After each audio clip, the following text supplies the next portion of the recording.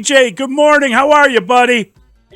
Good morning. I'm doing good. How are you? We're Well, doing great, and we've been watching the Bears with bated breath, getting all the changes lined up. And I know you were an ardent supporter of Justin Fields, and it's got to hurt a little bit to see your friend leave town. Were you surprised that it happened in the fashion in which it did? A conditional sixth round pick didn't seem like a lot to get back for Justin Fields, but you're moving on, and there's little to be said about it now.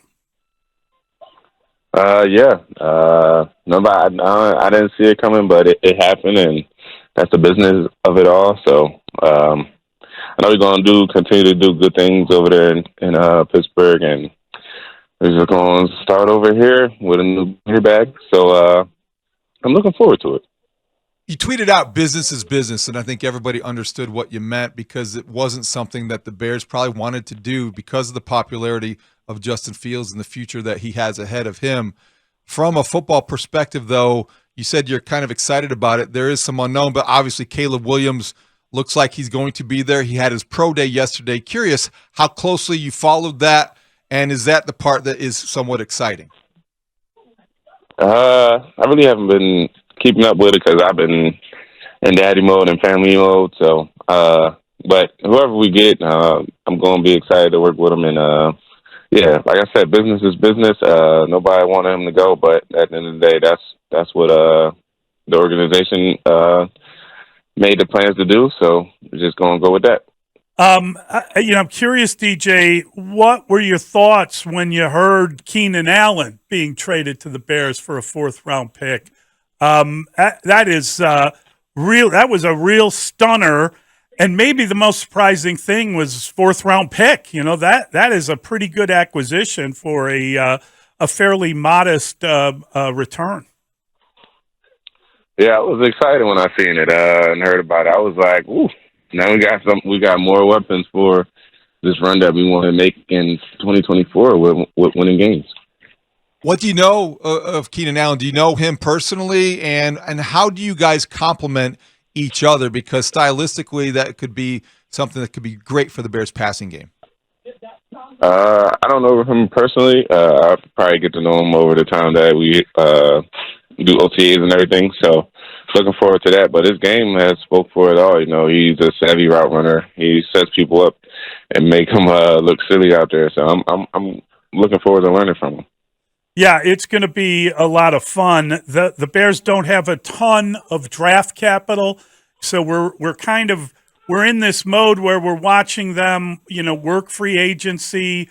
We know that they've got a new running back coming in, and DeAndre Swift. That was interesting to see. We got Keenan Allen coming to town. They've added some pieces on the offensive line, maybe a starter, a lot of complementary pieces. It feels like there's going to be a lot of competition for positions. Yeah, that's definitely what it's going to be. It's going to be competition every day. Everybody got to bring their best foot forward, and whoever's the best at doing what they do is going to start. So we're going to go out there and have the best 11 on both sides of the field and on special teams. So DeAndre Swift joins the Bears' backfield, and I saw a reference to your connection with him going back to Philly. You guys had a similar. You were from the same area, and you can fill us in on the rest because it seems like you guys are already friends, and you've already spoken to DeAndre about coming to Chicago. Yeah, so we grew up together. We worked out together and stuff like that. And I just been following him ever since he was younger. Younger. But now to see him on the same team is great because we played 7-on-7s and we won championships together. So it's going to be amazing. I think one of the extraordinary things as we near the draft here is that you guys, when we revisit the trade from a year ago, you coming in. And now the number one overall pick will be here. The kind of king's ransom that we're adding up, it really did change the franchise, and it's going to change it even more as we look at this draft coming up here. It's unusual that a team would get that much out of one trade, and obviously being able to get the first overall pick in addition to yourself and to the other pieces that were here, the tackle, the cornerback. It's a clear win when we think about where the Bears are moving forward. Yeah, it's definitely a win. What all happened last year with the trade, and it set us up for this year, because who would have thought we would have had the number one overall pick this year, and that just set us up for the best possibilities this year to go out there and even put on a bigger show and have a better record. So, DJ, you might not have seen yesterday, but how much do you know about Caleb Williams, the quarterback, and what that might mean to the Bears if you take him and put him into the equation? And how hard would it be for a rookie to come into a locker room to replace a guy who was as popular as Justin Fields was? I seen film on him. Watched him a few times on the games that I've seen on TV. He even got there downing people up, and so I'm excited that he does that. And if we get him, I hope he just comes in and just get ready to work. And you can't really worry about the legacy of Justin Fields. You just got to go out there and do your own thing. You've been in the league a long time, and obviously you were traded, so you understand what that means as well.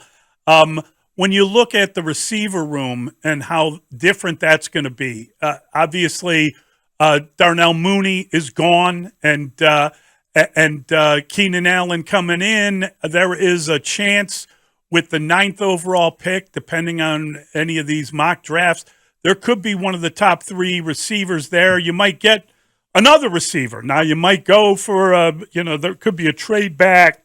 There could be a offensive lineman there. Do you follow any of that stuff? You must be aware of friends that are leaving, but other than that, do you read a mock draft or care about who's added at what spot? Not really. I don't really read the mock drafts or anything like that. Whoever we draft, they got to come in and put their best foot forward from the jump. And, they got to learn, but still, they got the skill set that got them drafted that we probably need. So when you look at the coaching staff, it's changed too. What is your familiarity with Shane Waldron, if you have any at all? Do you do research on things like that? And any of the other new coaches that are being added to the staff, do you have any sort of shared past with? I haven't really. I watched some Seahawks offensive highlights and stuff like that to see how ours is going to be. But Shane is probably going to put his little touch on the offense that we're going to run. And then the receiver coach we got he coached me in college, and I know he did a great job out there with the Chargers with Keenan Allen and Mike Williams. Yeah, that's pretty cool to have that kind of a connection. So how does it work? For instance, the when you were traded, do you contact these guys? Do they contact you? Do you wait till you go in and get the playbook? Do you jump into it? How does this? You mentioned obviously you're in daddy mode. We can hear you doing it, for God's sake. When do you get back to kind of football mode? Does it take going into a mini camp, that kind of thing? Whenever they really give us the playbook, that's when I really just start going crazy and learning everything that I need to learn. And usually that starts around like the early April, maybe middle of April. So, DJ, before the trade for Justin Fields, there was a lot of speculation over the previous weeks, and obviously that's been one of the biggest stories of the offseason. I think it was Cole Kmet who might have mentioned that he got a heads up from Bears management that this was going to happen. Wondered how closely you were following that, knowing your relationship with Justin, and if they had consulted you or talked you through this process because of that relationship with your quarterback. Not really.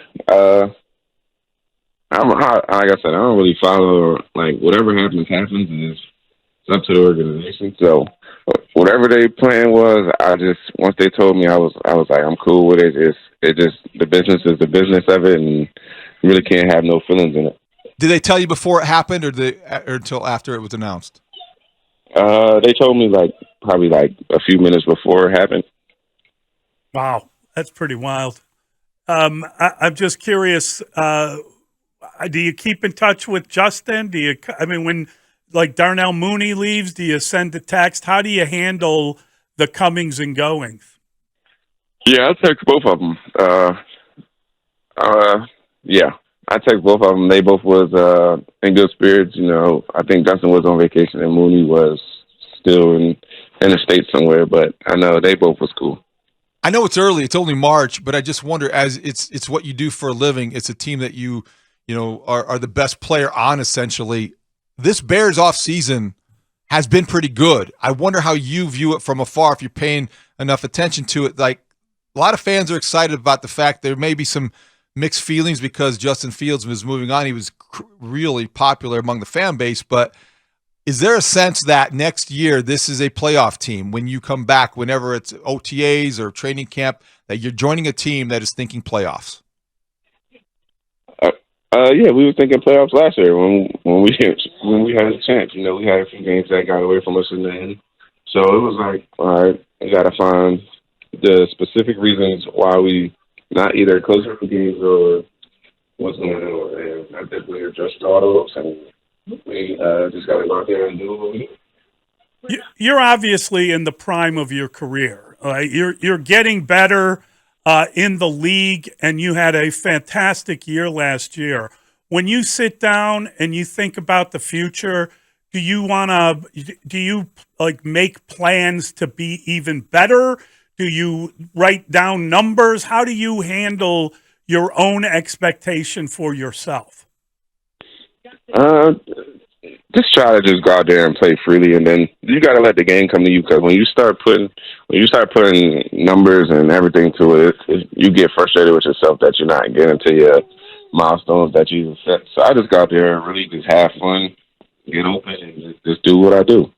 So, DJ, you do play wide receiver. It's a position that has a reputation for guys who might be divas. We know you certainly are not. Does it matter on this team as Keenan Allen comes with all of his catches, over 900, and all of his yards in his career? Does it matter who the number one wide receiver is on the Bears? Oh, no, it doesn't really matter to me. I know we both talked about how we're just going to compliment each other. So I'm just looking forward to that. Whoever good, it might be a race to 1,000, but that's just a friendly competition. But at the end of the day, if we win it, and whoever catching the ball, I don't really care. That's awesome. Yeah, you're the number one receiver. There's no battle about that. He's kind of at a point in his career where he's coming in to help out with a third down catch for you and to get you more catches in space, etc. It should work out very well. Yeah, it should. So, like I said, we probably gonna compliment each other. Yeah,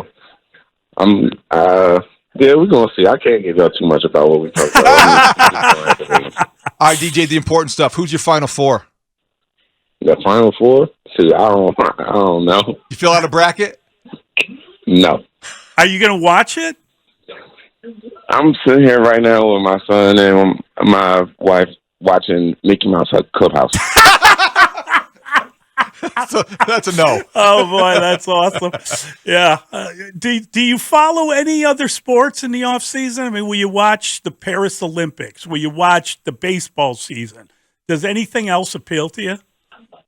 Yeah, I'll probably watch the Paris Olympics. But I was before I put on Mickey Mouse Clubhouse, I was watching the Dodgers and Padres over there in I want to say Korea. Yeah, Korea.